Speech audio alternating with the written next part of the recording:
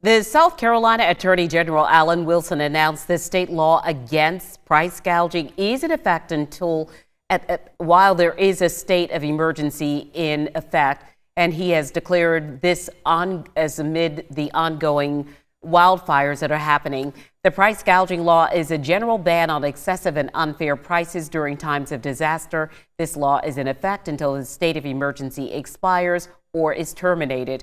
Officials say price gougers can be charged with a misdemeanor offense punishable by a $1,000 fine and/or jail time. Officials also say normal fluctuations in price are to be expected and are not price gouging. If you feel as if you are a victim of price gouging, we have a list of steps to help investigators with your case.